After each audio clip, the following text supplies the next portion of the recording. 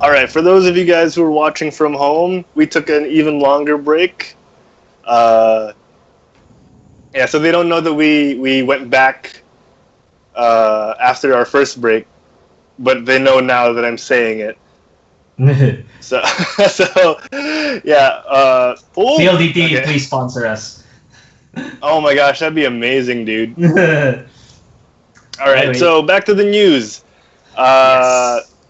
So we'll talk about Mega Man right now. So Mega Man is launching a TV series next year. It's going to be the same year as Mega Man's 30th anniversary, man.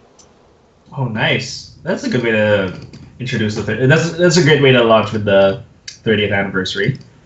Yeah, especially now that Mighty Number 9 is hot on its heels. Have you heard of Mighty Number 9? Yeah, the original creator of Mega Man decided to say "fuck you, Capcom." Yeah, exactly. Yeah, exactly. He made his own game, and apparently it's also going to get its own TV series. So I think this is Capcom's way of saying we're going to beat you to the punch. It's funny how this Mighty Number 9 just looks just like Mega Man. Yeah, it looks. It's pretty much just another Mega Man. Yeah. Well, not the one being shown. The one being shown is Mega Man, right? Yeah, the one being shown right here on our feed down below is Mega Man in the new TV series. He's actually had a new costume redesign. Another Tron. And the show, yeah, it's a little Tronish. It's a little futuristic. It's aesthetic nowadays for futuristic tech. Yeah. So the TV show is from the makers of Ben 10 and Ultimate Spider-Man. Okay. With that said, does that mean it's gonna be a kiddie show? Because Ben 10 honestly was a kids show. And Hey, did you say it was or wasn't? Was. And so was Yeah, Ultimate it was. Spider-Man. It's kind of kiddie. Yeah, Ultimate Spider-Man is very kiddie. They borrow heavily from the Deadpool breaking the third wall. They do a lot of stuff that I wasn't a fan of when I tried to pick it up. Yeah. So I didn't continue with it. Ben 10 was admittedly pretty good. It was. Although it did have a lot of its kiddie moments. It had a lot of its kiddie moments, but it did mature and it did appeal to a wider audience than Ultimate Spider-Man is doing right now. Ultimate Spider-Man to me is really, really like kiddie. It's like I don't even want. Yeah, I don't want to pick it up either. It's very kiddie and yeah, it's not a show for us. It's not targeted towards us. Yeah, we're not saying it's bad. Just that maybe for our nephews, kid, our younger cousins, say, but not us. Yeah, definitely. So the show's gonna follow a young robot named Silicon City, which is it's pretty much normal in terms of the Mega Man universe. What happens is he's a robot, right? So he gets this programming and turns him into Mega Man.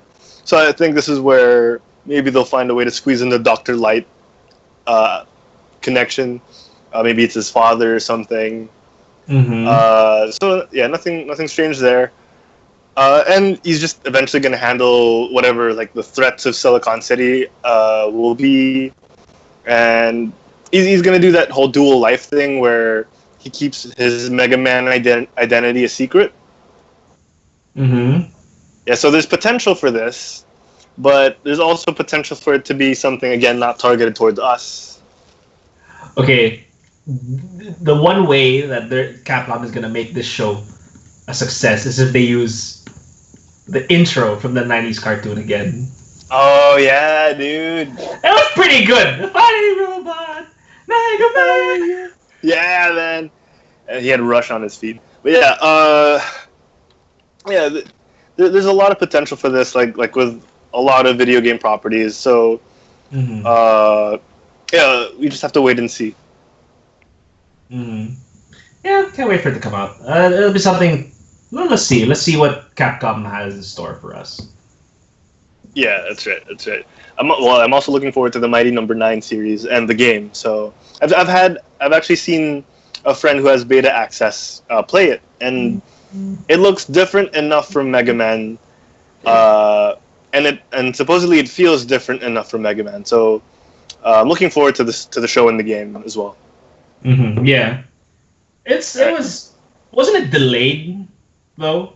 Mighty Number 9, yeah, it was. All right, so moving on. So another thing that's happened, and another Blizzard thing that's happened since the last Quit Stalling show, is not only did the Warcraft movie open here, it also opened in the U.S. So it's been that long since we had a show, and in L.A. they had a black carpet event. So black carpet because red carpet would be Horde. Decided to go with a black carpet event, very color neutral, very slow. Okay. Yeah. So, I watched the movie with Nick. Nick has also been on the show, and we weren't. I honestly didn't like it, especially being a Warcraft player, a Warcraft fan of the lore of Warcraft. I was expecting too much because of the fact that the storytelling in Warcraft is so well done. The lore is so well written, and the movie was a big disappointment because of the changes they made to the story, and yeah, pretty much just the changes of the story made it unpalatable for me. It's not to say that it wasn't a good film in terms of action. I loved it, and I could probably go on and we could probably do a movie review here on the YouTube channel. But what I want to say is it's not going to be the video game movie that everyone was hoping would end the bad streak of video game movies, in my opinion. I mean, I know a lot of people who like it, and I just don't happen to like it. It was disappointing for me. Okay, well, okay then. I haven't watched it yet, so yeah, I don't mind doing that movie review. So I can, yeah, I don't know. I can't say much. I haven't seen it yet. Oh yeah, that's true. That's true. Yeah. So yeah, we probably should do a movie review because I have so much to say. Like it really just struggles with the fact that it's so ambitious, and you can tell that it's the director. The son of David Bowie, Zoe Bowie, or Duncan Jones, which is the name he goes by now. You could tell he really loves the story. You could tell he really wanted to do well with it. It's just the execution wasn't there. Maybe if they release a director's cut, it'll be better. But at the moment, and as of watching it, it just wasn't good. Okay. Well, how I imagined it, if I may, like it just might be. I mean, I haven't, seen it, but like how I see it is that if ever this movie was gonna bomb because of the storyline, I mean, for me, I'd give it a pass because the game in itself, the story of the game is told throughout a campaign that stretches from hours and hours on end, right? So, for them to compress that into 1 hour and 30 minutes is challenging, which is why I think, which I think is like it's a factor that it can be considered, but it's also not the fault of whoever's making the movie. Yeah, I guess. Yeah, I guess it. For me, whenever we critique like a video game movie, it boils down to the source material. Because here, Resident Evil, let's say, like the biggest examples of shitty video game movies, the source material is pretty well. Here, actually, no, from the first movie, Resident Evil. Actually, no, who am I kidding? The Resident Evil movies sucked. It's like it was guilty pleasure. The only one that was actually nice. It only started getting interest here. I only watched it once Wesker was introduced, or once the original characters were introduced, right? Joe. When Claire, Jill, and Chris were there. Barry. You must have been a Jill. Barry. Joe. Barry. Joe. And like the first movie when they bring up this psychic girl, like what the hell is this about, right? Oh, what's her name? Alice? Yeah, that was like the biggest. The fuck is this shit? Yeah, yeah. Yeah, but pinabigyan ko siya. I don't get mean, to do this in game. Yeah, like I let it slide because I let it slide once Jill came in, once Chris, and so on and so forth. Here's another example. If you think about it, probably the best video game movie was Silent Hill. Oh, I never got to see the Silent Hill movie. They kept true to the source material. In fairness, as in it was pretty good. As it's like here, it's the best video game movie out of everything else because like I haven't seen Prince of Persia. Okay, but, okay. Jake Gyllenhaal. Yeah, but from what I know, I mean, it wasn't bad, was it? No, it wasn't bad. It was watchable. It was a popcorn movie that you can. It's a. I'm at home. I have nothing to do, and I'm with company, so I just want to sit down and relax. That kind of movie. Yeah. Exactly. So the thing is, when it comes, it's very hard to make a video game movie good.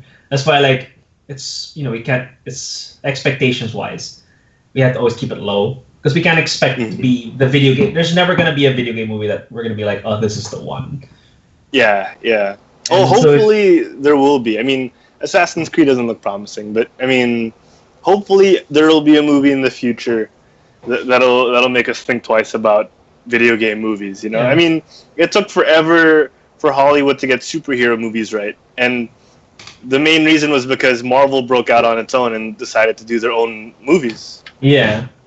I mean, Blizzard could do the same. Yeah, that's true. I think it's because maybe a reason why video game movies bomb is because they try too much to just adapt the story of the franchise into a film. Exactly, and I think that's what happened with this movie in particular. Is they tried to rewrite it too much to fit a film instead of just focusing on, like you said, the source material and making that work for them. Yeah. Like maybe Assassin's Creed will be the one. I mean, as much as Ubisoft sucks, but were they doing this in the Spanish Inquisition, if I'm right? I think so. I just know that it's like 65% or 75% in the present, and then like whatever else fraction is in the past. Well, then maybe what will make it good is if they just make a good story. It doesn't have to exactly be the story of any of the games, right? It can be a whole new character, a whole new bida, a whole new hero. As long as they keep the whole source material. Source material being there are assassins, there is an animus, there are the Templars. Those things like the whole swan diving off a building, whole swan dive. Swan dive. Yeah, exactly. The leap of faith, yeah. Yeah, if they keep those things, that'll be great.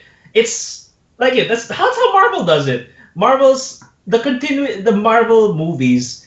If I'm right, I mean I'm not a comic book geek as much as like I'm not that well versed as much as Jay or you. But like how I see it is that a lot of the story, the backstories, they're a bit changed. The consistency is different. They're very changed, yeah.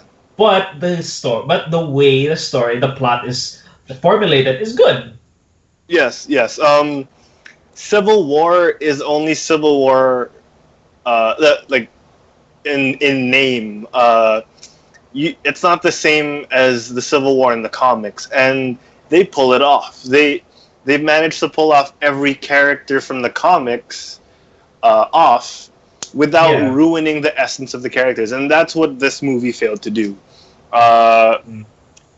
You get hints of what the original source material.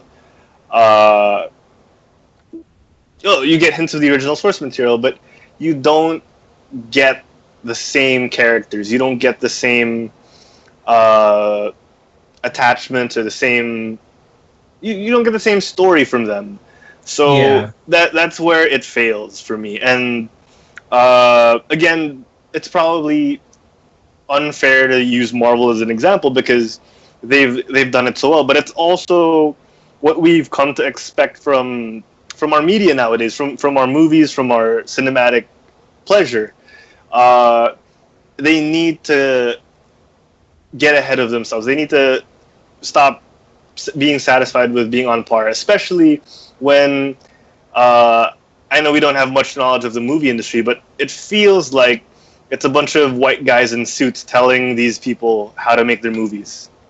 Yeah, that's how it kind of feels like. I wouldn't be surprised. Yeah, exactly. So yeah, hopefully one day we'll be able to get more faithful adaptations of things we love. Yeah. You know what they could have... Well, here, if the movie was just bad, you know what they could have done with Warcraft? They could have just got... You know... Azeroth is a huge world, right? So why not, instead of using the regular, the known people, why not just get different factions? Like, different factions, but the same races. It's like... Yeah. It's from the... They have, like... Okay, for the orcs, you have... the Doomhammer clan, right? And then the other, I forgot other names, but yeah, it's okay. Go on. It could be another clan. It could be another clan that was made specifically for the movie, but they show how it, in a sense, it connects, but it has nothing to do with the entire plot of Warcraft itself. It could be its own thing. Yeah, but I mean, you still have the orcs, you still have the humans, you still have Warcraft. Or in that same vein, but a different take, would be same story, virtually the same story from the games, but from the perspective of, let's say, some random orc instead of the main characters, so that you don't have this obligation to tell everyone's story in one movie. Yeah, that's right. That's true. And like, you don't expect. Let's see. And exactly, yeah, that's a good point, because if they use someone like Thrall, we expect Thrall to be like this, but if we use just a random orc, we don't know who he is. It's like, this lad is a new person to learn about. Create a new person, like, yeah, that's a good idea. And have the story go through them. Yeah, like, have the story go through them, and have all these major players as side characters, so that the story itself, the world of Warcraft, the world of Azeroth in itself, which is the biggest character in all of this, is not overshadowed. Yes. Yeah, so if you guys want to hire me, you could follow. You could message me on my Instagram, which is also my Twitter. Check me out. So if you look at this image real quick, this is actually Jamie Lee Curtis and her son at the global premiere in the black carpet, and I find it adorable that she doesn't play, but because her son and her husband love the game so much, she got really into the whole universe.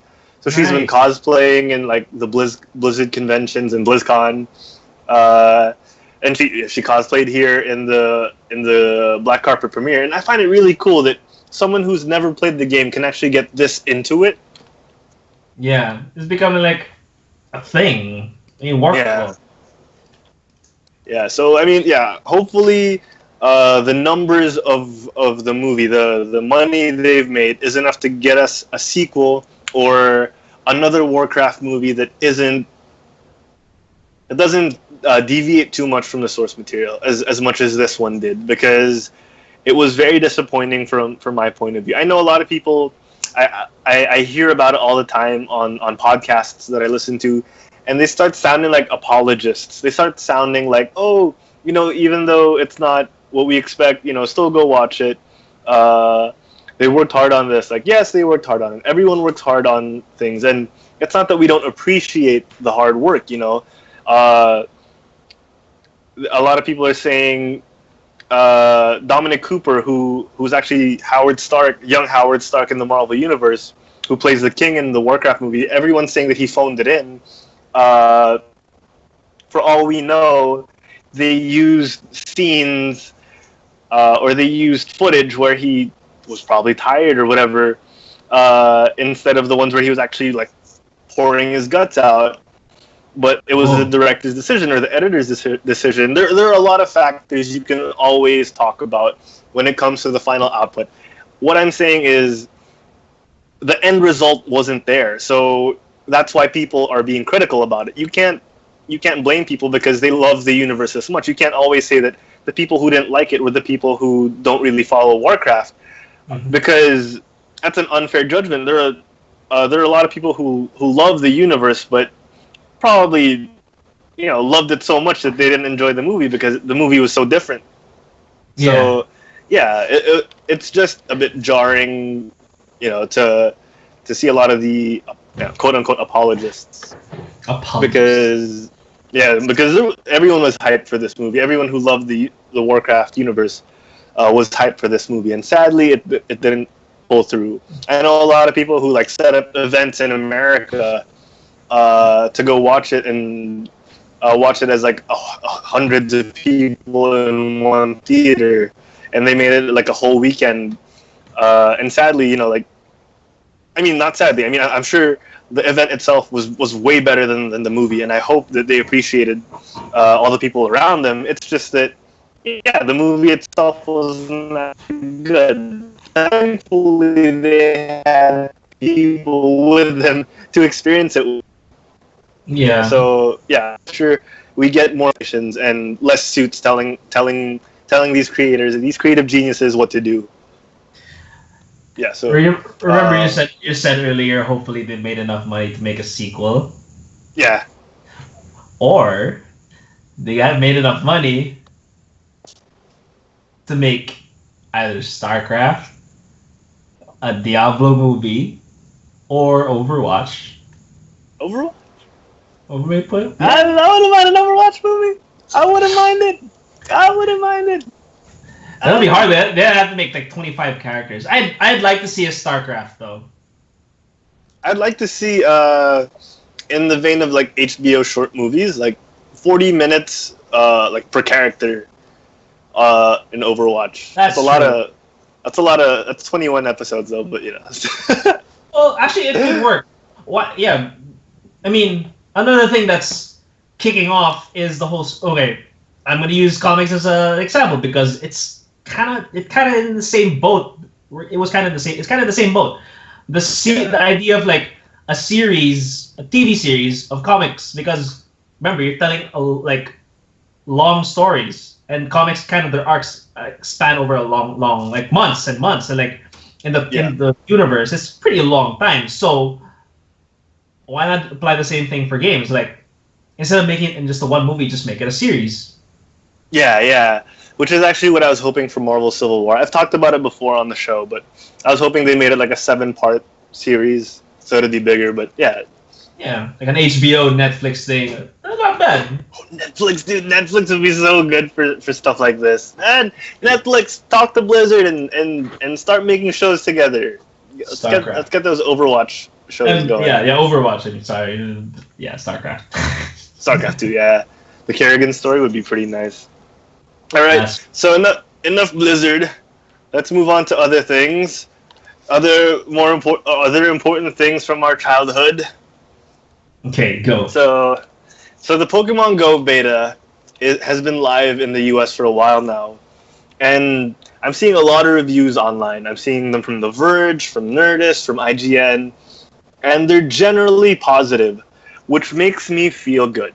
Because when I first saw leaked footage of the Pokemon beta, I was underwhelmed.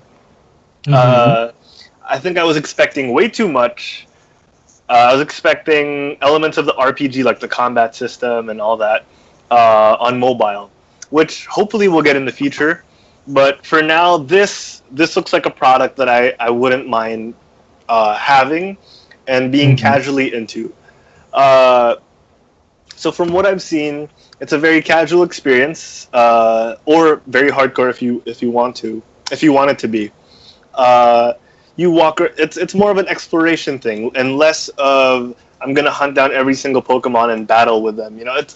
It's what I had imagined Pokemon would be on the Game Boy when I first got it.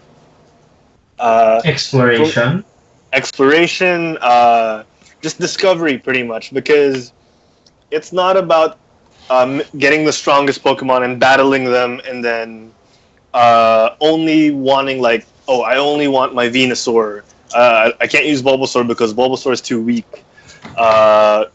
I love Charmander, but Charmander's not as strong as Charizard. You know, that kind of stuff. Like, you can focus on your favorites. You can focus on, I wonder what Pokemon I'll find when I go to the beach this weekend with my family. I wonder what Pokemon I'll find when I go to Paris with my girlfriend next year. You know, like that kind of stuff. Oh, so is it like gonna be in Pokemon? You can only find certain Pokemon in certain areas. So is it gonna be the same thing? If you go to like this side of the country, you can only see these sets of Pokemon. Is it like that? Yes, that's exactly how it's gonna be. That's good. That is good. Right. Yeah. So if you're near water, if your location is near water, you're gonna find water Pokemon. You're gonna find the Cloyster. You're gonna find the Shelder. You're gonna find Seals. That's how this game works. And you'll only find certain Pokemon in certain regions, and that's what's gonna make it. That's gonna be the hook for a lot of people. Is the travel. We have a common friend, Gallard, who we mentioned earlier. He plays this game called Ingress. It's from the same people who are making the Pokemon Go game, Niantic Labs. Mm-hmm. He goes around the country just to play Ingress because it's also a location-based game. So I can imagine so many people doing this, just taking time off the commute. I could be 5 more minutes late for work. I think I want to check out what Pokemon's over there. You know? I want to check that Pokemon's there. Yeah, like I don't mind walking to school now because I might discover a Pokemon on the way, or I don't mind walking home from school now, like instead of taking a car. I wonder though if like there's gonna I don't know if people are I'm sure there's gonna be a trading system, right, where you can trade Pokemon with others. I wonder if there's gonna be From what I know, yes. Okay, so that means there's actually a way you can earn money from it, because what people can do is you go to a certain country, catch all these Pokemon that you can't find back home. When you go back home, sell it to people. I'm quitting the show, Diego. I have my work now. I know what I will be doing for a living. Selling Pokemon to rich children. Yeah, to rich children. But right, it's a good idea. But it's a good idea. It's sick, but it's a good idea.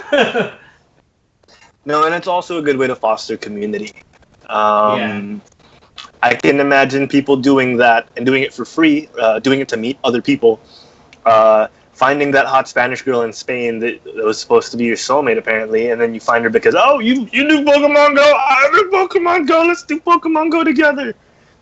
and other stuff together. But yeah, I mean, this is just another step, hopefully, for more optimistic kind of gaming and a more optimistic kind of social interaction. Yeah. It's a good idea. Yeah, this is kind of what I wanted as a kid, you know, just wherever I go, I find Pokemon. I can't tell you how many times I went on trips with my parents and didn't want to go because I just wanted to stay at home and play video games. You know, if I had this with me, they'd beg me not to go with them because I'd be stopping every 5 minutes to catch a Pokemon.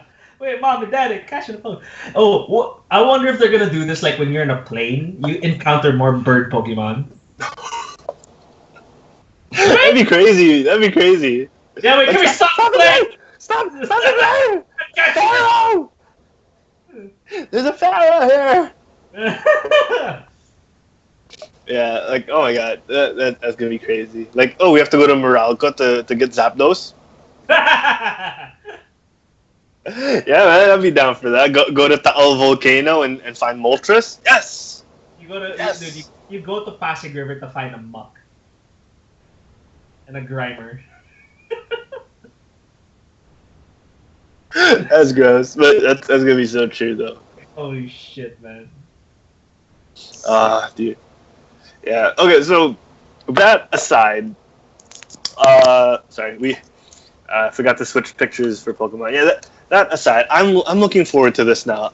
I talked extensively about how disappointed I was with how it looked last time we brought this up on the show, and now I'm actually pretty optimistic. You know, I won't mind walking everywhere now, like instead of taking a car.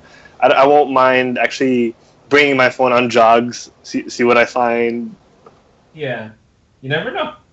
Yeah, you never know. I mean, how about you? Are you going to be getting this on your phone?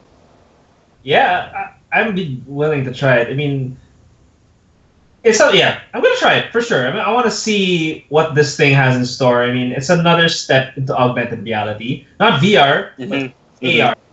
AR, yeah. Augmented reality, yeah. And it'd be good. It's not a toilet game. I mean, because like, yeah. It's a game you can actually really do everywhere. Oh man, yeah, definitely. I'm pretty sure people will be using it in the toilet. You know, there's gonna be finding more grimers. Anyway, yeah. Hey, moving on. E3. E3. All right, it's time for our. Let's try and make this brief because I know we're gonna get into a rabbit hole for this one. E3. Yeah. So the E3 convention. What does E3 stand for? Hold on, I had this up. Electronic Entertainment Expo. There we go. E3, Electronic Entertainment Expo. Yeah, so E3 is happening right now until I think it'll be Friday our time. Mm-hmm. Yeah, so Diego, tell our viewers what E3 is all about. Okay, long story short, everyone knows what the Super Bowl is. E3 is the Super Bowl for video games. It's where all the developers, publishers, big gaming juggernauts, that's where they go to demo their new consoles, new hardware, new software, new games. Where everyone shows all the trailers. Where Bethesda, E3, Activision, PlayStation, Xbox, Microsoft, that's where they all have big-ass press conferences just to showcase what they have in store for the year. And as you said earlier off the show, they're always trying to one-up each other. Yep. Yeah, it's a Super Bowl for video games. All right, so with that being said, what are your current highlights for E3? Okay, well, maybe it's better we do it. Actually, no, let's just do it how we ordered it. All right, so the first one you mentioned, first one we have on our list is, again, since we just finished Pokemon, let's stick with Pokemon, Nintendo's side of things. Pokemon Sun and Moon, well, here, everyone wants to know how many new Pokemon are there. Yeah, that's true. They're about only. Okay, here. Wait, I'm gonna say it. How many? Okay, let's first. How many Pokemon are there in total? Are there? Okay, Pokemon. They're about, since the last versions, excluding Sun and Moon, which is basically Pokemon X and Y. As of now, there are about 721 Pokemon. Like. That's a lot. Yeah, it's a lot. I mean, it's great that there's a lot, but the thing is, quality-wise. But anyway, it's going down. I mean, the vanilla Pokemon, the 151 were the best. That's it. Mm-hmm.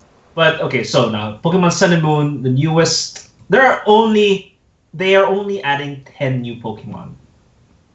Oh wow! Okay, yeah. Okay. Around 10, but they're not adding like another 100, just 10. Wow, okay, that's big news. Yeah, and they have sorry. They have as you said, they have a more user friendly related UI. Could you like elaborate? I haven't seen like the footage yet from Nintendo. I haven't had time to view everything. Could you elaborate? Okay, so yeah, if you could see the photo that I have up, I actually got that from IGN's post.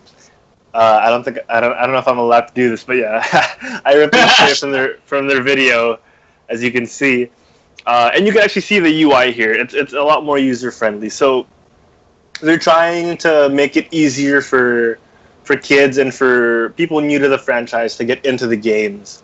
Mm-hmm. They're going so far as to teach you like what super effective means, or what effective means, what not very effective is. So what happens, as you can see in the screen, if you've already fought a Pokemon previously and you fight them again, your moves list, your move set will actually say like, oh, this move is actually going to be really strong against that Pokemon, or this move isn't going to be that strong. So it'll be useful for new people to learn the mechanics of the game, and for the veterans or the people with more experience, it'll help them determine what moves to use. Especially when you're catching Pokemon, you don't want to accidentally KO a Pokemon and regret it. Oh my god, I hate that feeling. Right? Like, you accidentally crit, and all you wanted to do is bring them within a sliver of their life so you could capture them. Yeah. But they end up fainting. So, see, that's the thing. This is a great this is a great change for the user interface, and I'm actually I'm not a newbie to the series, but as someone who's played a lot of their games, it's a good change. It's not bad. It definitely helps. Yeah, that's right. All right, so another thing that's new to Pokemon Sun and Moon. Again, we're getting this from their from the Nintendo Treehouse event. Sorry, we're getting the images from the Nintendo Treehouse event that they were holding less than 12 hours ago. They were talking about the new changes. So one of the new modes, which is a multiplayer mode and it's online, it's called Battle Royal, and you pretty much face 3 other trainers, so you'll be 4 in total. And you'll have 3 Pokemon each, even though it's only 1 here on the screen because they're just testing it out. You'll have 3 Pokemon each, and you'll all be fighting at the same time. So you can target whoever and whenever you want. And there's a whole point system based on how many Pokemon you've defeated versus how many you still have. And there's a 1-hour match time limit. So this is a completely different mode from what we've seen before. It's always been you versus one other trainer, whether it be an NPC or an actual person, and it's always been your Pokemon versus that other trainer's Pokemon. It's never been more than 1v1. So now it's like free for all. Now it's a free for all. Man, you can gang up on the guy who has the legendary. Everyone exactly. Attack the guy with the Mewtwo. Yeah, exactly, and that's what they were talking about as well in the press release here. And sorry, I have to go back and mention when I say 1v1, I don't mean just one Pokemon versus one Pokemon. They've already unleashed modes where it's 2v2, and I actually enjoy playing the doubles because it in the show they had those modes where. Well, they had those episodes where it was 2 Pokemon fighting 2 other Pokemon. It's a tag team thing, yeah. Yeah, it's a tag team thing, and I really enjoyed those. So, yeah, this is a completely different thing, and I'm interested to see where it goes, but I'm probably not going to play this that much, I have to admit, because of the randomness.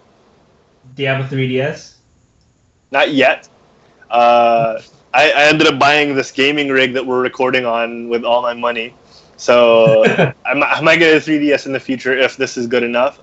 I do want to try X and Y, but I might be focusing on Pokemon Go when it comes out. See the world. See it with a Pokemon. Yeah, man. While you're commuting, while you're walking, you're listening to the I Wanna Be the Very Best. Oh, dude, that'd be great. Yeah. That'd be great. All right, so moving on. Yes. Crash Bandicoot. Okay, I haven't played a single Crash game. Just saying. Really? I was a Nintendo kid, so yeah. Mm-hmm. And then I have a PlayStation. All right, so let me. I'll handle this for now. So Crash Bandicoot was a game I grew up with. I grew up very frustrated with just because as a kid I didn't have the best twitch reflexes, so I ended up dying quite a bit and using cheats whenever I could. But Crash Bandicoot 2 Cortex Strikes Back is one of the games that I played the most as a kid. And there weren't many games that I would play for an extended period of time. Mhm. So, 3 Crash Bandicoot games have been announced at E3 to be that are going to be remastered Mhm. because Crash Bandicoot is going to be a playable character in the PS4 version of Skylanders. So to Mhm. coincide with that, they're re-releasing the games remastered for HD, and it's going to be Crash Bandicoot 1, Crash Bandicoot 2 Cortex Strikes Back, and Crash Bandicoot Warped. Little like So yeah, little did they know it's episodic. oh my gosh, I'm just yeah. kidding. So No, it's not. It's not. okay, yeah. So so a lot of nostalgia is pouring out of E3 right now. Oh, sorry, my So video's wait, this going a is bit still whack. it's still Naughty Dog, right? Yep, it's still Naughty Dog.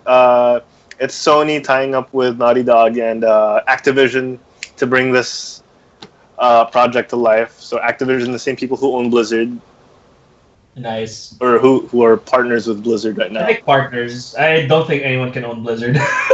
Oh yeah, definitely. Too rich. It's too rich. Yeah.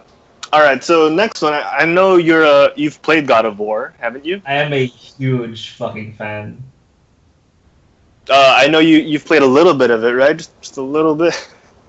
Oh yeah, only 200 hours. Not Oh my God! Is that I'm just is that kidding. a No, legit? Okay. no. It's more of I played the first one, I played the second one, I played the third one. I finished it in all the hard difficulties. God of War Ascension was a piece. God of War Ascension, the prequel. It was God of War Ascension was the fourth game. I'm talking only console franchise. I don't want to talk about the handheld like Ghost of Sparta, blah blah. I don't want to talk about those. Anyway, God of War Ascension was a prequel to the first God of War. It's basically Kratos battling the Furies and not really gods. So it sucked. It sucked balls. It just sucked. Okay. Now, I consider God of War 3 the true ending to everything because God of War 3, I mean, it was a trilogy. God of War 4 was like the milk, and God of War Ascension was like the milk game. But anyway, now E3 this year released, oh my God, I did not see this coming. I'm like so happy that they announced that they're releasing a new fucking God of War. The thing is, here, if you know, it's not called God of War 4. It's just God of War.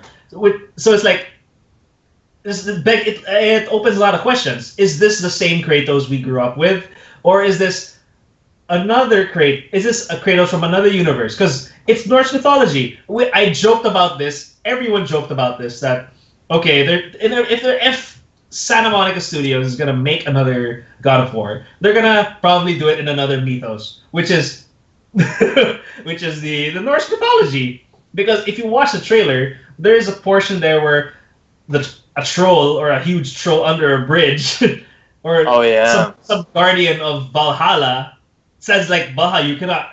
I didn't understand. I think he was using another language, but he said Valhalla. And where's Valhalla? That's Norse mythology. It's Thor, Odin, Loki. Oh, okay. Yeah, and like fucking they're dragons for God's sake. Yeah, man. Yeah, the dragon that flew over them at the very last part. So holy shit. I mean, that's why. That's the biggest question. Is this the Kratos we grew up with, or is this a whole new one? Okay. I mean, he is a dad now. Yeah, and he's rocking that freaking beard. But he has the same tattoo. He has the same tattoos. He has the same bald head, the white skin. Right? Yeah, he does. Yeah, and, so... Okay. Yeah, go ahead, sorry. No. Go ahead. Alright, and like, have you seen, like, and part of that trailer was gameplay. The gameplay is totally different. It's no longer well, you do walk around, but it's over the shoulder now. It's third person. Before it was, the battle area it was semi bird's eye view. It would like overlook where you're fighting. But this one is like a Witcher style. Oh yeah. So that's why this could be a whole new game in itself. It just has the name God of War, the same character, which is not a bad idea. Yeah. And yeah, it looks really good. it looks very polished. The combat looks well polished. It doesn't look like, oh, he's doing the same action. He's doing the same 3 slashes and then retreats and do the same 3 slashes whenever you press square, triangle, square, triangle. Right? Yeah. So the combat looks very fleshed out. Yeah, as in, I told my friends who have a PS4, I will buy the game for you. Just let me sleep over for like 2 weeks. That's how much I love this game. Okay. Oh, yeah. Would you be willing to invest in a PS4 for this game? No. As much as I love the franchise, I don't think that's the only game I'm gonna play. Because most of the games that I want to play are already on PC. Okay. Yeah, well, actually, here.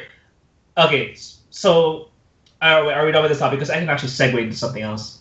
Yeah, go ahead. Okay, here. So, there are more games coming out for PC now that are like on our list. We have Quake, which is classically a PC game, right? Yep.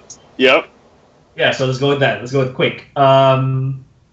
Here's the thing: I've never played Quake, but how would you? What's your take on Quake? The same as when I mentioned Zelda. I've played Quake the minimum amount of time to say that I've played Quake. I played one match of Quake. Because we were still very young when Quake was a hit, and I didn't have a computer. I didn't buy Quake, so I didn't have a computer with Quake, or I'm not even sure if my computer could have handled Quake back then. But I have played Quake. It was fun, but it was just a precursor for me to shooters. Like that was my introduction to shooters, and barely. Yeah, that's like that was one of the biggest LAN PC games back then, and competitive play. Like they had tournaments for that. Somewhat like Counter-Strike, but wait. So this Quake. Sorry. Wait, no. So go ahead. You first. I was just gonna say I remember my very first FPS was Doom. I went over to my friend's house, who was my neighbor, and he showed me Doom. And I remember seeing Quake and thinking it's just a better looking Doom. Oh yeah. I kind of had got the same vibe. Yeah. So what you were saying? So this Quake Champions, I didn't get much into it. So like I didn't read up on it or anything. But you said here it's like designed with esports in mind. So does that mean it's more of it's just a multiplayer? By the looks of it, yes. Yeah, by the looks of it, yes. Based on the trailer, they've only showed the trailer because they're gonna announce more details at QuakeCon in Dallas, Texas, on August 4th. So I wasn't even aware that they had QuakeCon. So apparently this is a yearly thing, and apparently Quake is still a big thing. It is for people. Yeah, and they still have tournaments everywhere. So yeah, QuakeCon on August 4. That's when we'll find out more from Bethesda. And yeah, it is designed with esports in mind. And with that, with saying that, if you look at the footage, it looks like it's gonna follow in the steps of a lot of shooters nowadays, where it's very team based and it's also class based. Okay. Mm-hmm. Yeah, because if you look at the video, they're different powers and different looking characters. So that'll probably come into play with Quake. I guess the challenge for them is that if it handles like the Quake 3, I think Quake 3 was the multiplayer one, right? Was it Quake 3? Yeah. The one that was only multiplayer, right? If I'm not mistaken, yeah. Yeah, the question is if it'll handle just like it. I mean, when I played Quake 3, it was really fast paced. It's hip firing, that's okay, but like, it was a huge arena deathmatch style. It was fast. It was fast paced, rocket jumps and everything. Yep, Quake 3 arena. I mean, if they stick with that gameplay style, I guess that's the challenge. They have to stick with that because that's what made Quake Quake. It was fast paced. It wasn't like modern day shooters now are quite slow. In a sense, it's the same. It should be the same pace as Overwatch because Overwatch is very, very fast paced.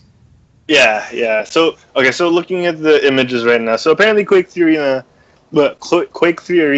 did have a single player mode, but I think it's single player in the sense that you just fought against bots. I'm pretty sure there was no story. Oh yeah. I think that was the one. Yeah. All right, so yeah, Quake is back. All you old fogies out there probably are excited about this. Fogies. But yeah. So moving on from Quake Champions. Another piece. So EA announced a very. Well, they didn't announce. They showed a very vague ass trailer. It was a Star Wars teaser, and it was vague. It was motivational. It was long, drawn out, and dramatic. And it was vague. Like, I can't say vague enough, because they'd give you like little tidbits of what they were doing, but they wouldn't really explain it. It was more of, I don't know. It was a very teasery thing, but it was also very frustrating. It was more of like, oh, we don't have anything to show, so let's make a video of the little things that we do have, and make them think that we're working on a lot of stuff. That's how it felt. I'm sure they do actually have stuff. Yeah. But yeah. In traditional EA fashion, they jerk this around. Traditional, yeah. But yeah, if you look at the video, and if you can ignore the overwhelming sense of weirdness, I don't have the word for it, but they do show that they are in production for multiple games. The one you can see right now below is from the company Respawn, from the studio Respawn, and it looks like they're using mocap for lightsaber duels. So hopefully this is like a Jedi Sith kind of a game where you fight, because we don't really have the definitive game where you feel like a Jedi. I mean, you have Jedi Academy, you have Jedi Knight 2 with Kyle Katarn, but Star Wars hasn't taken advantage of the advancements in gaming technology, wherein they can make you actually feel like a Jedi. You know, Star Wars: The Old Republic has tried with its MMO style, and to some level it succeeded. Star Wars: The Force Unleashed was great, but very, very restricted, very limiting. So hopefully this gives us the experience that we've all wanted for the longest time. Battlefront, as well, limits you to a Jedi hero, to a hero character, for like a couple of seconds to a couple of minutes, and it's not very fulfilling when you have to switch back to a normal stormtrooper or a normal Republic trooper. But yeah, if you look through the video, you'll sift through it. You'll notice the very few details that they actually talk about. So they're talking about Bespin and how Battlefront will have a Bespin DLC.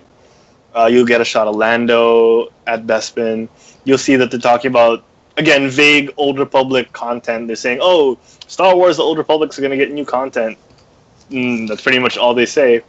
Wait, this video you're talking about, is it the one where they're talking heads? Well, sorry, which one? EA's, okay, this video trailer that you're referring to, is it the one where the developers are talking about the game as in it's their faces with their names in the bottom like that? Yeah, and they're talking about multiple games, and you don't know what they're really talking about, because they're just waxing poetic. Yeah, okay, God, I fucking hate trailers like that. That's exactly what they did with Aliens Colonial Marines, and when the game came out, it was shit. And like, exactly. Okay, and they just, all they do is say how good it is. They don't show how good it is. Like, we're gonna do this, we're gonna do that. It's the most amazing. They're like Steve Jobs in an Apple, new Apple showing of whatever, where he says it's phenomenal, it's amazing, it's a new thing. Like, okay, where is it? Where is the proof then? You're just showing us something, but it's nothing. Yeah, exactly. So that's exactly what this trailer feels like. And with EA's track record of disappointing its fans, I'm not getting myself too worked up. Yeah. But they did show some footage. The little footage that they showed, they did show. Oh, see here.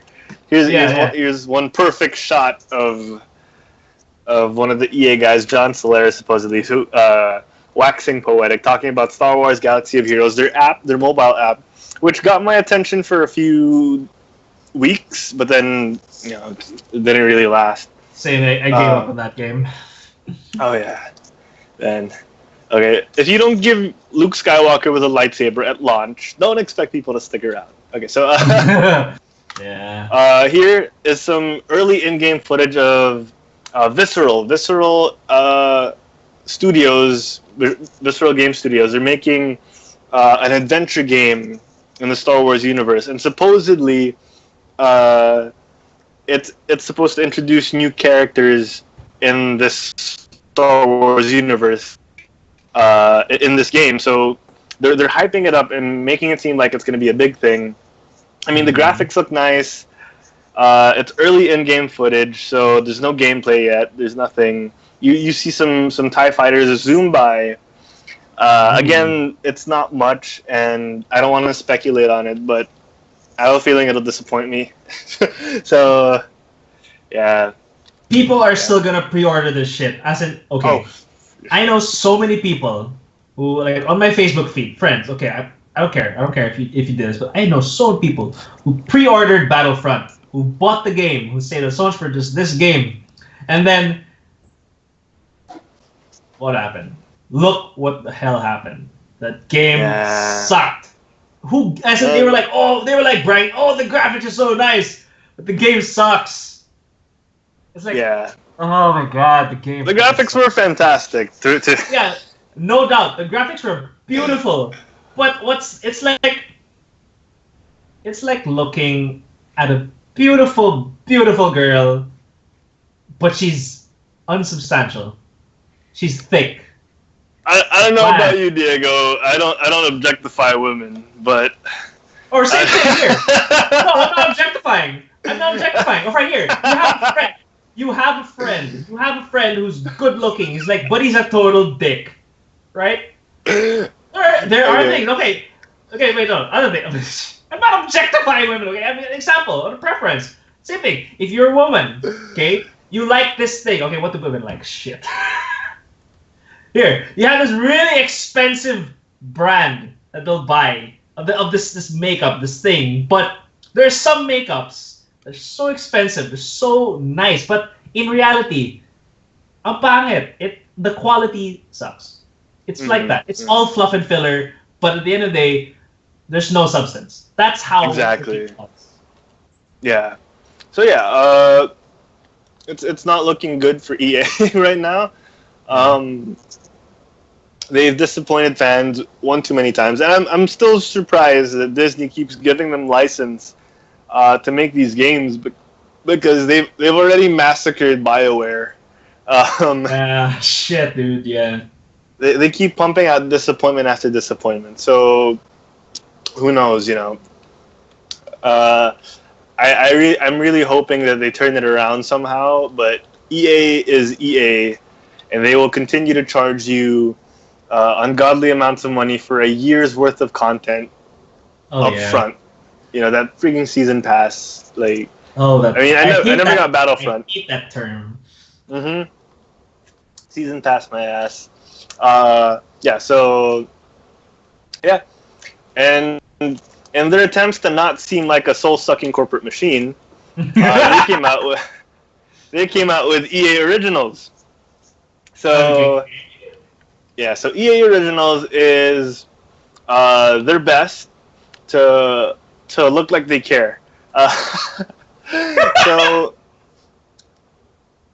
in their E3 press conference, they announced a program. So this is it, committed to partnering with small developers to create quote-unquote unique experiences and helping them bring their work to life. So it's kind of like EA saying, "Oh, we have our own incubator.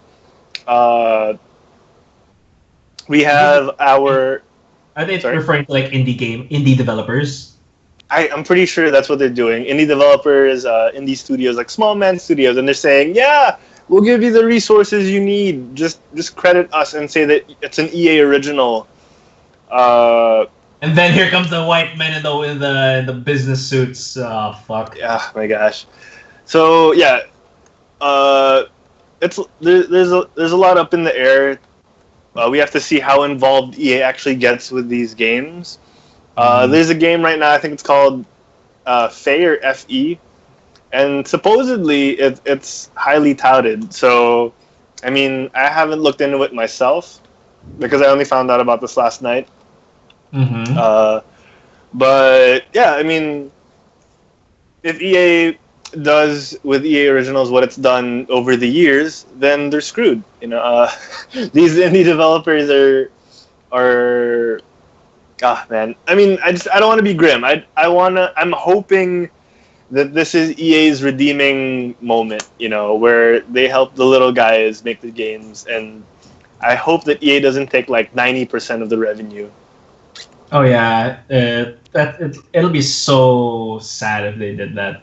They didn't do a damn thing to make the game, but they take a lot of it. Yeah. Oh, it's an EA original. So yeah, well, I mean, there's hope for them, but it's a very faint glimmer of hope.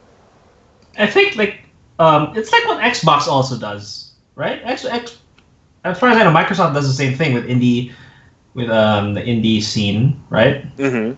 But yeah, I don't know. I don't know if it's successful or anything. I mean, then again, from an indie developer's point of view, it is some glimmer of hope because like they don't have money. Okay. Yeah. And then they need money to survive. They need to feed their families and whatnot. So it's all perspective. Yeah. All right. So moving on to the one thing EA has supposedly been doing right the past few years. The one and only thing. I mean, FIFA doesn't have much competition. Their competition is a game called Pro Evolution Soccer, which I'm actually a fan of.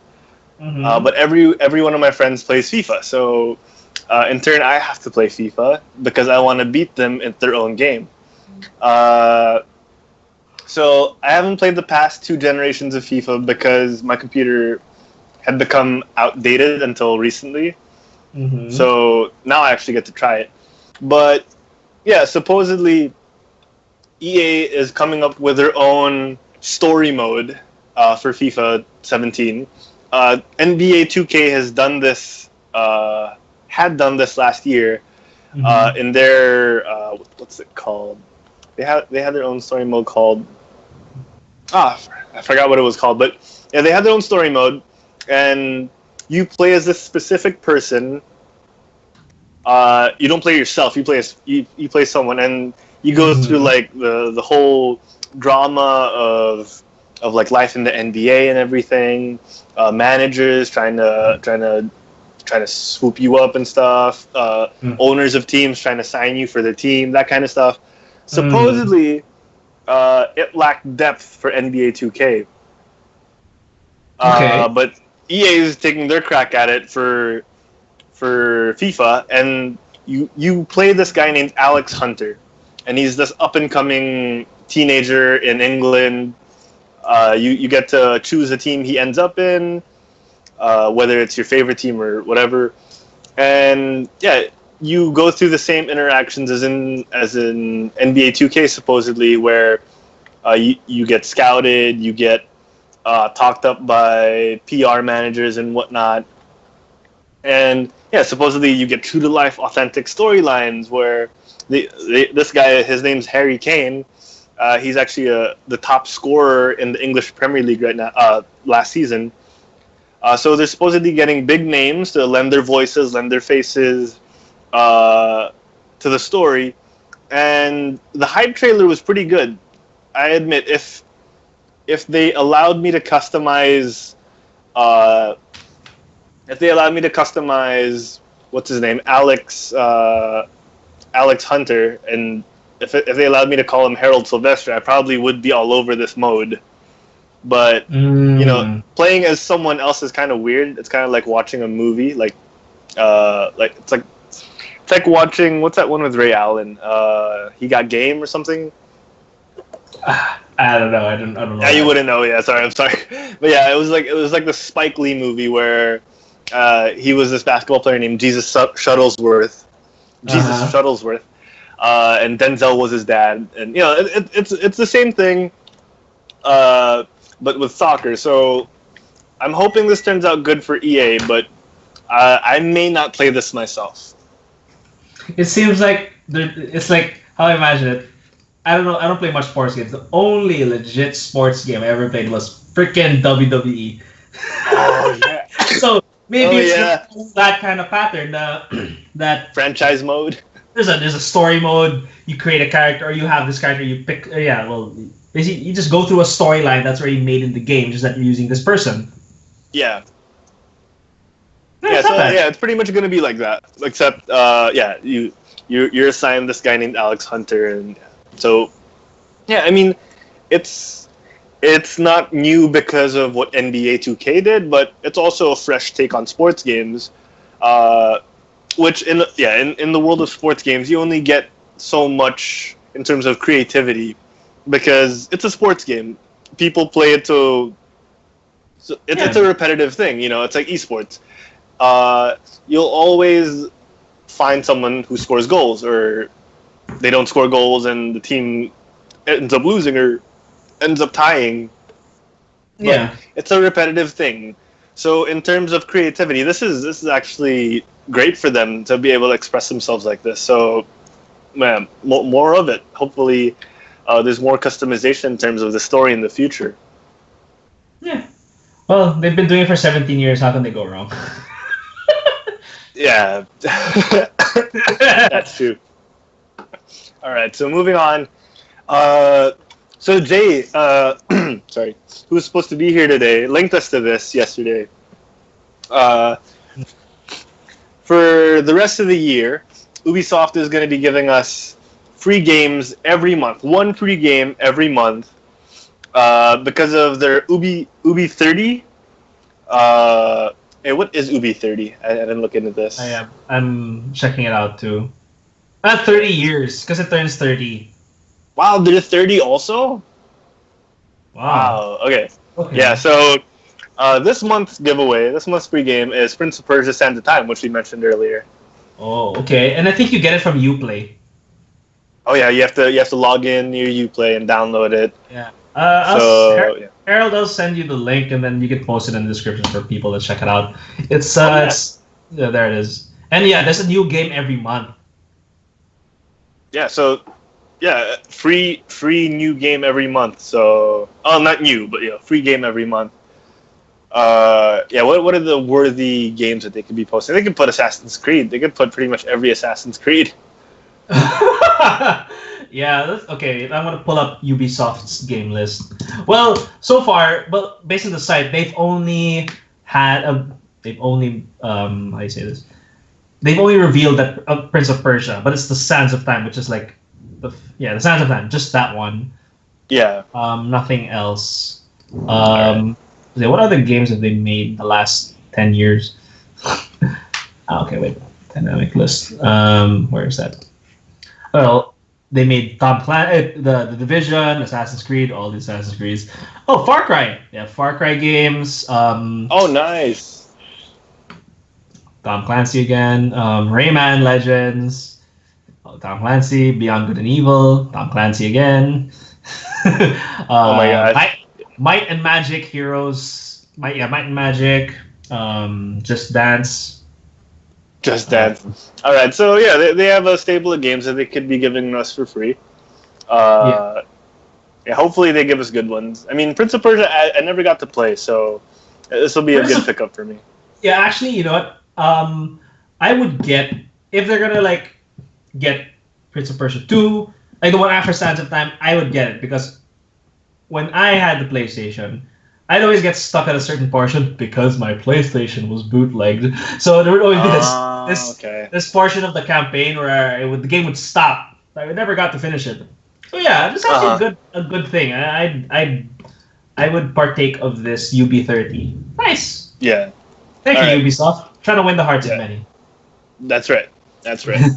After the disappointment of the past few Assassin's Creed games. Moving on. Speaking of Ubisoft, this actually looks fantastic. Diego, are you a fan of Grand Theft Auto? Yes. Are you a fan of extreme sports? Yeah. Well, depends on the sport. Have you watched the X Games? No. No. Okay, so this might appeal to one side of you. So, I mean, Okay. I know we talked about this. You were a fan of SSX. Yeah, Super Snowcross. Yeah, super slow. So, Ubisoft is coming out with this game called Steep. Yeah. I watched the trailer. It's pretty crazy. It looks amazing.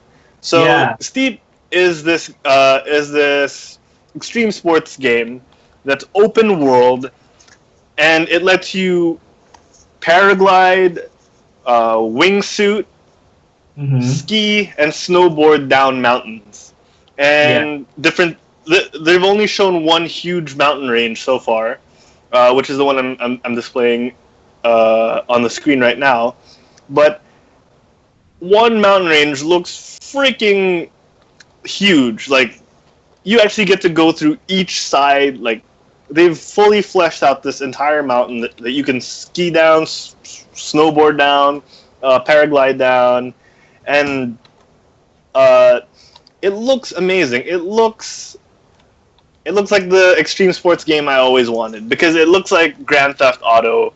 It looks like if you took the funnest part of Grand Theft Auto, which is the open world, and you stuck a snowboard under it, and you just explored pretty much.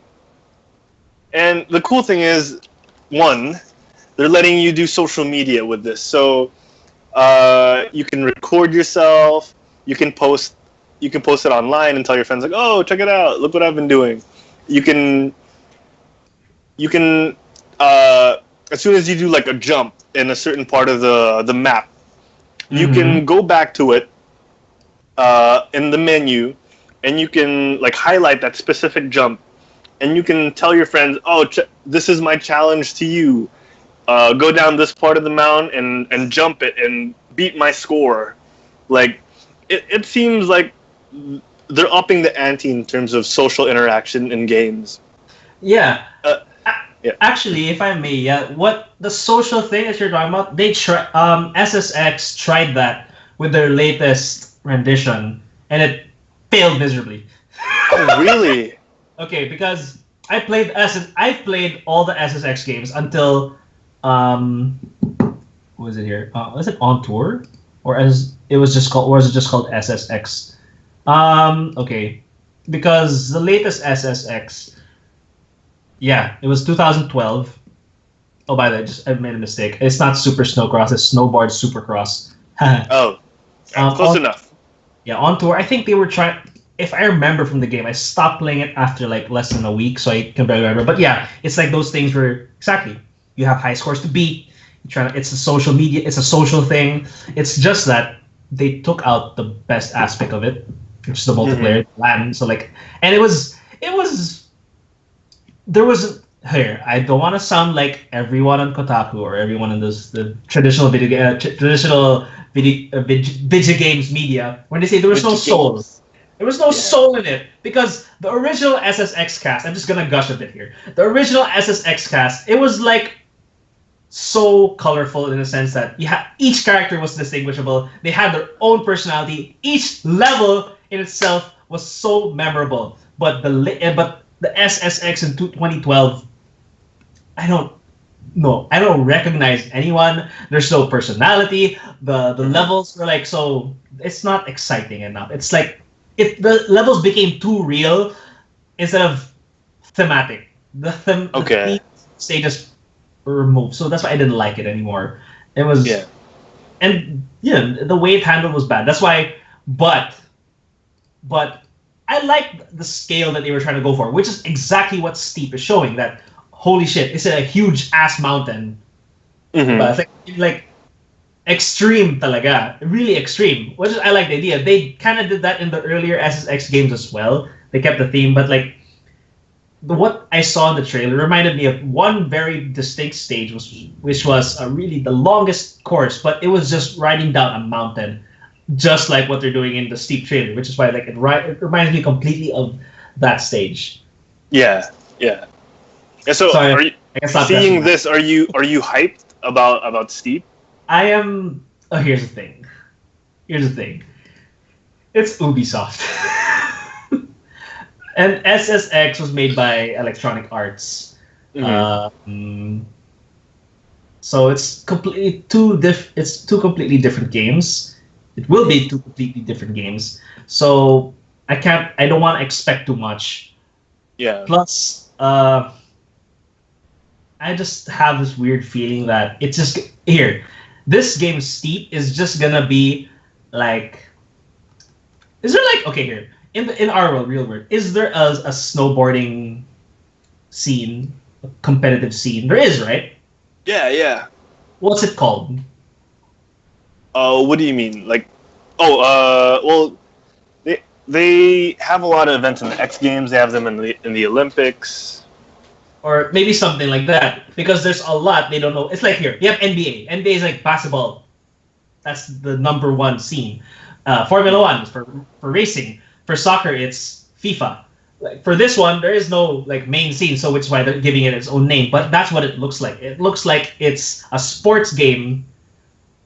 It's just a sports game. It's not, okay. There is no.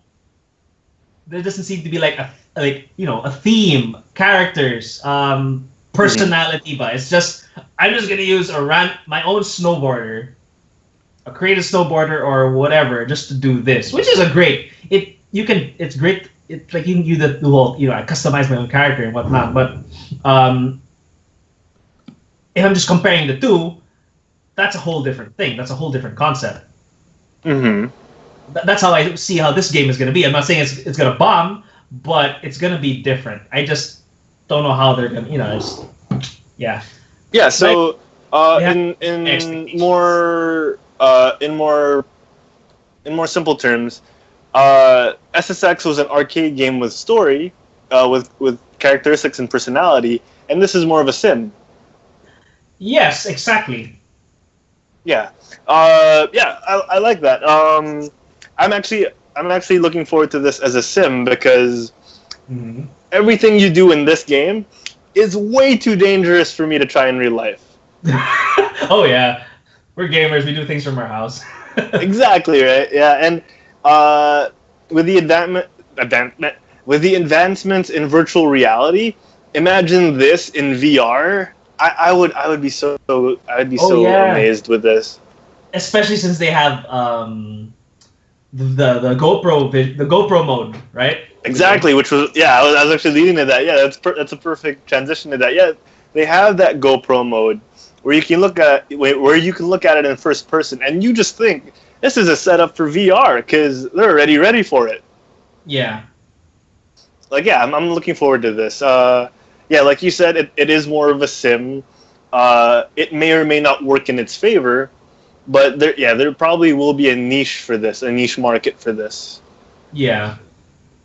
Yeah. All right. So. Exactly. Yeah. So sorry if you're looking at I link you to the video for The Art of Flight, which is an amazing video which is an amazing movie from Red Bull Studios, and I love the editing of that movie so much. I had to get it in like 1080p just to fully experience it. Yeah. The Art of Flight is an amazing movie that just shows you the risks, but at the same time the beauty of what you could do on a snowboard and on these kinds of Alps, on these kinds of mountains.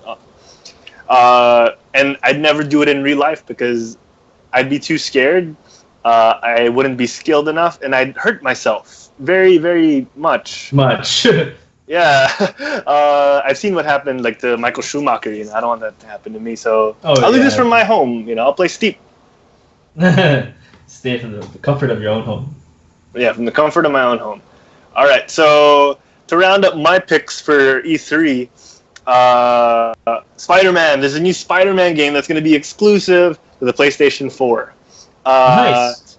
I'm hoping it doesn't stay exclusive because I kind of don't want to get a Spider-Man game just for PlayStation, but I also kind of want to because this looks promising. It does. Have you seen the trailer? Yeah, I mean a bit of it. Only a bit of it. I just saw clips. Yeah. Like, yeah, but it seems So promising. It looks like the closest a game has gotten tonally to the Spider-Man 2 movie game. Did you ever play that? I fucking love that game.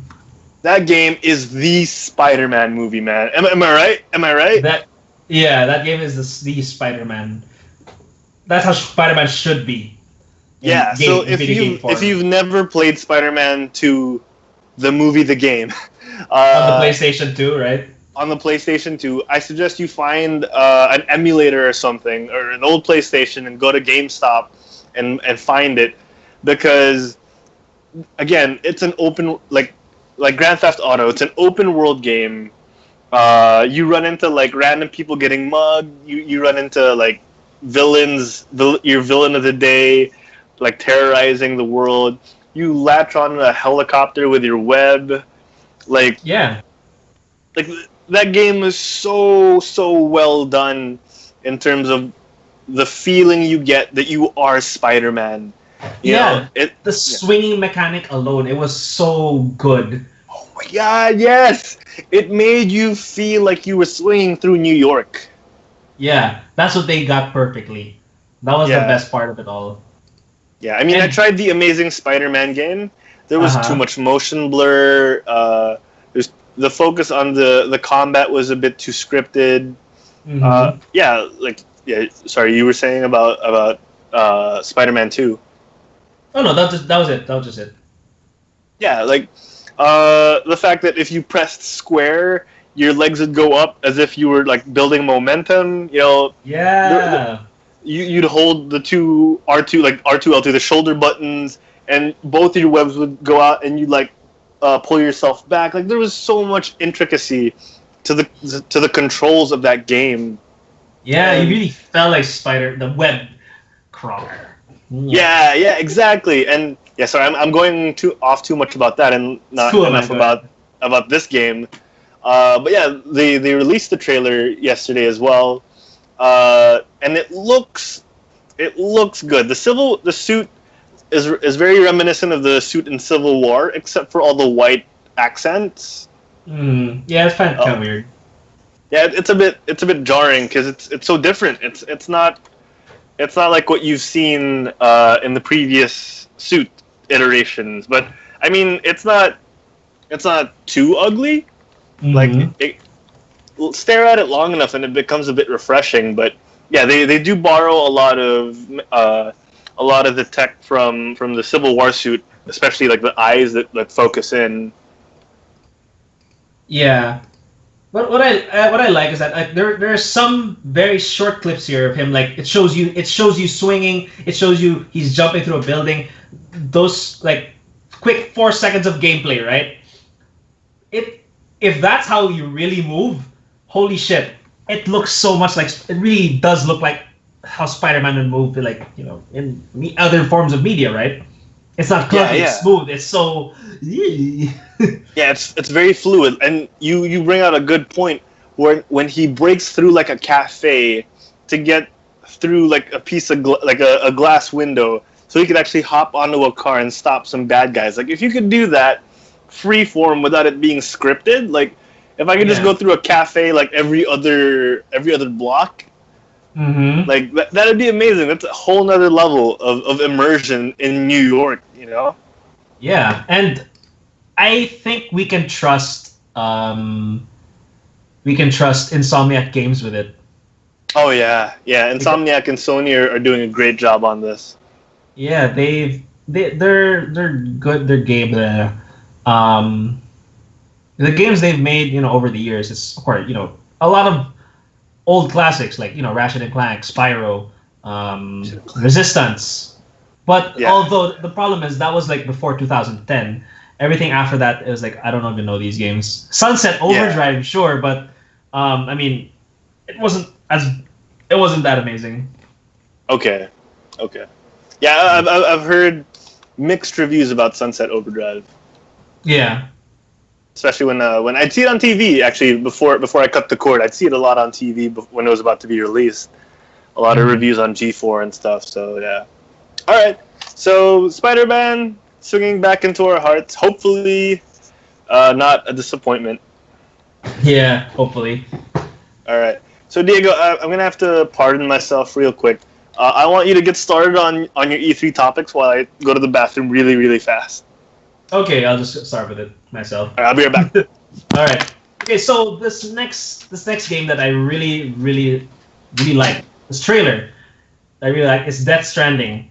It's the new Hideo Kojima game, as you may know. Yeah, of course, who does not know Hideo Kojima, creator of Metal Gear? Okay, now this new game, Death Stranding, is his new game that he's making, and he's working with Norman Reedus with it. Well, just to give you a bit of backstory, you guys have to remember that a long while back, Konami was making a game with Kojima, Guillermo del Toro, and Norman Reedus on Silent Hill, which is a very beloved franchise, of course, of Kojima. A very beloved franchise of Konami. So, and since what's better is that those two people, Del Toro and Kojima, are working on this game, you can only imagine how good the game would have, because that fucking game was cancelled, and because of discrepancies between Kojima and Konami. So now, okay, there's Harold. Right. So, sorry about that. What did I miss? I was just telling them about the new game and like a bit of a backstory because of the whole Kojima and Konami thing. Oh, we're talking about Norman Reedus' bare chest. Yeah. So now this new game, Death Stranding, is the newest game of Kojima, which will feature the former lead of the supposed Silent Hill. So it's going to feature Norman Reedus. Yeah, and the trailer was so... It's like has Kojima written all over it, literally and figuratively. Oh, really? Yeah, it's like, a Kojima production, a Kojima game. But the trailer was like... By Mark Jacobs. Yeah. Have you seen the trailer, Harold? No, I have not yet. The trailer here, it's not like the past two trailers you've seen, like of the E3, the Star Wars stuff or the Injustice 2, where it's so big. This one, it's so abstract, but it tells you. There's so much that it tells you. It's like, well, it doesn't answer a lot of questions. It opens a lot of questions, but that's because it's showing you that there is a game coming out that has a world that is kind of like, how do you say this? Screwed up. Because if you watch the trailer, he's walking around naked. He holds a baby. The baby just disappears for some reason, and then there are footprints of the baby walking all over his body. And then if you can see from look at his body now. Those are handprints. And like, he's in a world where everything is dark. The whole sand is dark. All the crabs, all the sea life is dead. Everything is just black. That's why it's like, oh my god, what the hell is this game? I want to know. And it's not it's not the vagueness where like, I don't give a shit because I don't know what the hell's going on. But this one, I don't know what the hell's going on, but I want to know what's going on. Yeah. That's like, holy shit. And just a fun okay, I'm gonna stop. Okay, I'm gonna cut it a bit short. Okay. I'm just gonna skip ahead to the. You saw that thing that Norman Reedus did to Konami, right? Sorry, what? Because there was this post online where Norman Reedus fired shots at Konami. Oh yeah. Yeah, where there was a picture of Kojima sipping a cup of tea, and then he photoshopped it, and he put a label on that cup, which said Konami Tears. So Kojima was sipping a cup of Konami Tears. That's hilarious, dude. I mean, it probably will be once this game launches. Yeah, dude. Kojima is a genius. Yeah, he is. But from what I've heard, he also has an ego on him. So. Really? Yeah, I mean, who wouldn't at his level, right? I mean, Yeah. At some point, you. All right. So moving on. What else is next? Oh, okay. Another personal favorite of mine. This is like from the franchise, from the Microsoft franchise, from Microsoft. Gears of War 4. Ooh, Uh, yes. what I like about they really what I love the game. The trailer was nice because they use new characters to set the tone. I mean, from that it brings like new set of characters. It's a good decision in my perspective because it brings out the curiosity as to where were the original characters, because we thought the Gears of War franchise had ended, and now that they're bringing new characters, oh, something's happening again. Okay.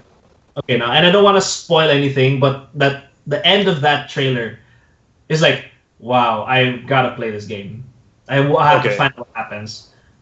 All right, that's cool. What I just don't like is that they showed some enemies in that trailer, which seems like the enemies from the old games. It's in a good way or in a bad way?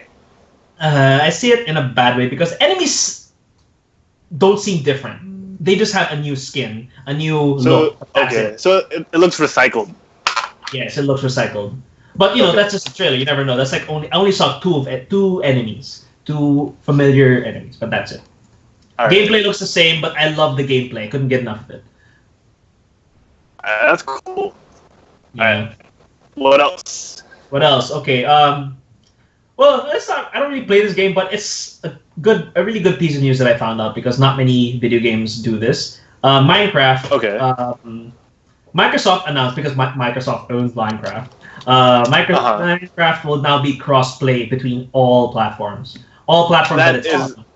That is fantastic news. Do we know if this is also for VR? Yes. Okay, I'll get to that because on the presentation shit. Okay, well here basically good news is iOS can play with Android. Android can play with people on the Xbox Live. Can play with anyone on a PC. Everyone you can connect with absolutely everyone you can possibly think of who play Minecraft. Oh my god! It's a complete crossover, that's great.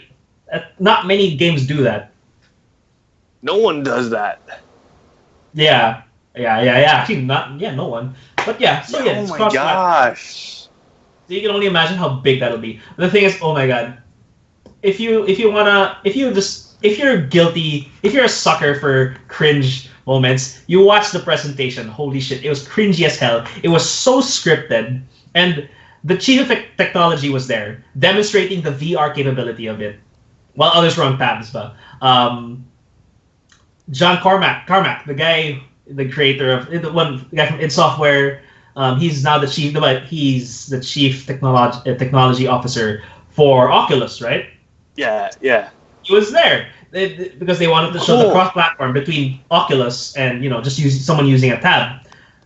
It was so cringeworthy because like, oh my god, I can tell they just paid this guy to say stupid shit like, "Wow, that's a nice dragon." Fantastic. Yeah. You mine gold.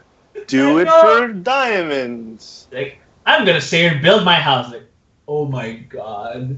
I said like, fuck, what the hell happened? So freaking cringeworthy. It's like, oh look, delicious ham. Time for me to eat. Yeah. I said like, they must have paid this guy a shit ton of money to lose his dignity. Oh man. And here, like, I don't know what I get why they did. They explained why they did this, but okay. Why would they do this? John Carmack is the chief technology officer of Oculus, right? Okay. They made him use the Gear VR of Samsung. Okay. Yeah, I mean, like, isn't that? Oh wait! Oh my god! Wait, what? Yeah. That's mean. Why would they do that? Because they wanted to show that. Because you can use a Gear VR to play it on your mobile app, which has Minecraft. I'm guessing that's why. I mean, I get the sense, but oh come on, this guy works for Oculus. You're making him use a Samsung Gear VR. Hi guys, I'm Steve Wozniak, and look at my new Windows phone. What? Okay, I get that you're trying to make a point, but don't bring up Bill Gates to show off the Windows Phone next to Woz. You don't make Woz hold the Windows Phone. Yeah, man. Like, damn, that's a bit insulting. Yeah, it is. It's so cringeworthy. I mean, if you have absolutely nothing to do one night, just watch it. Yeah, I'm gonna watch it as soon as we're done, man. I have it loaded up. I only got to halfway about that dragon. Once he said that that dragon looks cool, I gave up. I fucking quit. I didn't want to do it anymore. I only watched till halfway, really. But anyway, the last two. Well, the last one. Okay, the last one is second to the last. Legend of Zelda: Breath of the Wild. This one is a Legend of Zelda game, of course, by Nintendo, coming out for the Wii U. A lot of people are expecting it because the art style is it's kind of similar to the Wind Waker art style. Very colorful, cartoony, but a lot of people liked it. It was received very well. And I think what people like about this one is that Legend of Zelda never really was able to do the open world thing. I mean, it did it with Legend of Zelda Ocarina of Time, that's semi-open. They had a big area where you can just walk around, but this one is going to be really open world. Based on what I know, I could be wrong. I have not been able to watch much detail about it because a lot of the detail is in Japanese.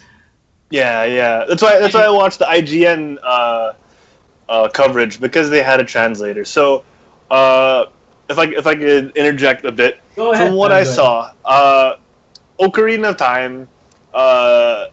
For people who haven't played it, maybe this is also a vague reference, but Ocarina of Time felt like Mega Man Legends, where you can walk around a certain world, but it was very limited with invisible walls.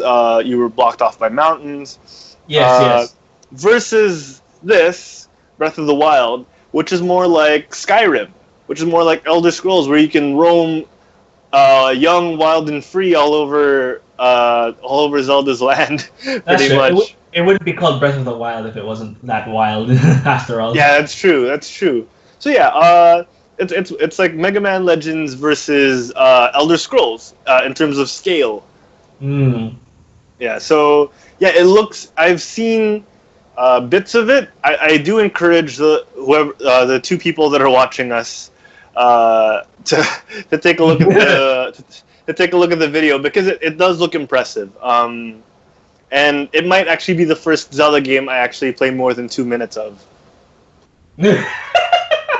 No, I'm not saying Zelda wasn't good. I'm not saying Link or Legend of Zelda weren't good. It's just I didn't have the consoles to play them. So this. Yeah, it's okay. I get it. Don't worry. Not a lot of people play it. I know a good number of people who haven't played much of it. Yeah. Cool. It looks impressive. This might actually burst my Legend of Zelda cherry. Yeah, it's one of the few moments where I'm glad I bought the Wii U. Okay, so for the last game, I'm not looking forward to this, but I just want to talk about it. Another Ubisoft game, Watch Dogs 2. Ooh, okay. It's here. This one is they made it more here. You know that Ubisoft is famous for making making the whole parkour and free running thing popular with the Assassin's Creed franchise and their first Watch Dogs game, right? Yes. Yeah. So now the Watch Dogs 2, they make the parkour look like today's parkour, as it's really like flip around everywhere. Parkour. Yeah, but that's all I'm gonna say about it. I don't give a shit about the story because the first game was total shit. Oh, was it? Was it disappointing?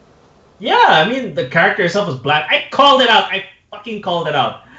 People were telling me, "Wow, you can hack all this stuff. You can do this. You can do that. The graphics are great." But then I said, "So I just press a button to hack. It doesn't mean I'm actually hacking. I'm just pressing a button so that this thing happens. So that the hack happens. I'm not actually hacking anything." Okay. So Watch Dogs 1, the first Watch Dogs was, you're saying, very disappointing. Yes.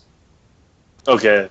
So Ubisoft has not been produced. They've been trying so hard to do the we'll make they've been trying so hard to make it like a sports game where every year we have the new Assassin's Creed, Yeah, and it's really diluted their quality. it does. Yeah. It is. I say this a lot on the show, and no one's sick of hearing it yet because no one listens to us. But Blizzard is a great standard for things like this, where they take their time. They're not afraid to push back or even cancel games that they think aren't ready for the public.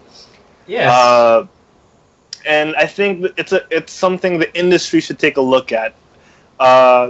If you have one game that'll last you a year, you don't have to pump out one game every year. If you have one game that'll last you like 3 years, you don't have to pump out a game every 6, 7, 8, 9, 10, 12 months to fill in time. You make that one game as good as it can be. People will play other games, yes, but they will have bought and played more of yours just because you took so much more time in developing it. Another good example, CD Projekt Red with Witcher. Exactly, and those guys frigging learned how to make games from the ground up. They just said, "Oh, I read the Witcher books. Did you read the Witcher books? Yes, I think we should make this a video game." And they did. Yeah, the game. When was it released? The first game? Yeah.